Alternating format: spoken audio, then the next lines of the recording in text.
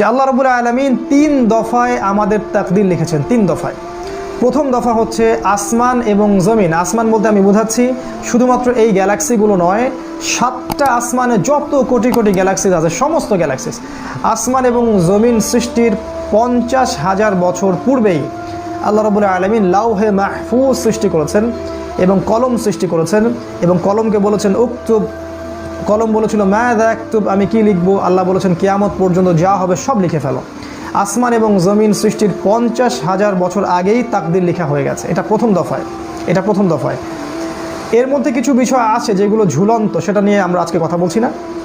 কিছু বিষয় আছে যেগুলো দোয়া দিয়ে, ভালো আমল দিয়ে পরিবর্তন হতে পারে, সেটা আলাদা বিষয়। তবে প্রথম দফায় তাকদীর লেখা হয়েছে আসমান এবং জমিন সৃষ্টির 50,000 বছর আগে।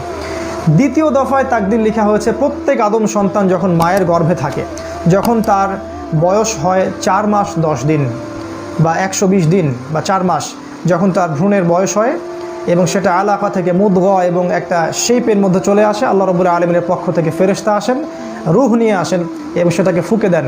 তারপর থেকেই বাচ্চা পেটের মধ্যে নড়াচড়া শুরু করে। তখন তাকদীরের কিছু অংশ লিখে দেওয়া হয়, তার রিজিক, তার হায়াত, তার বয়স, তার ভাগ্য, সৌভাগ্যমণ্ডিত না দুর্ভাগ্যা, জান্নাতি না জাহান্নামী, এটা লিখে দেওয়া হয় আগেই।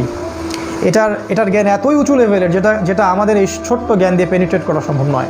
রাসূল সাল্লাল্লাহু আলাইহি ওয়াসাল্লাম এটাও বলেছেন, একজন ব্যক্তি আমল করতে থাকে, এত ভালো আমল করতে থাকে যে মনে হয় সে জান্নাতে চলে যাবে, তার এবং জান্নাতের মাঝে 1 বিঘত জায়গা ফাঁকা থাকে, কিন্তু তার তাকদীরের লিখন তার উপরে বিজয়ী হয় এবং সে জাহান্নামীদের মতো কাজ করা শুরু করে দেয় এবং শেষমেশ সে জাহান্নামে পতিত হয়। আবার কোনো ব্যক্তি জাহান্নামীদের মতো কাজ করতে থাকে, করতে করতে করতে করতে মনে হয় যে তার এবং জাহান্নামের মাঝখানে 1 বিঘত জায়গা ফাঁকা আছে, কিন্তু তাকদীরের লিখা তার উপর বিজয়ী হয় এবং সে আবার ভালো কাজ করতে থাকে। এক পর্যায়ে আল্লাহ পাক তাকে জান্নাতে প্রবেশ করেন। এই বিষয়ের জ্ঞানটা এতটাই উঁচু লেভেলের যেটা আমাদের ক্ষুদ্র জ্ঞান দিয়ে বোঝা সম্ভব নয়। তাই এটা আমরা আল্লাহর উপর ছেড়ে দিব এবং আল্লাহ পাক যেন আমাদের প্রত্যেকের তাকদীর ভালো রাখেন, এই দোয়া করব এবং সেই অনুযায়ী আমরা কাজ করতে থাকব। কারণ ওয়ালাইসা লিল ইনসান ইল্লা মা সা, আল্লাহ পাক বলেছেন মানুষ তার চেষ্টার বাইরে কিছুই পাবে না।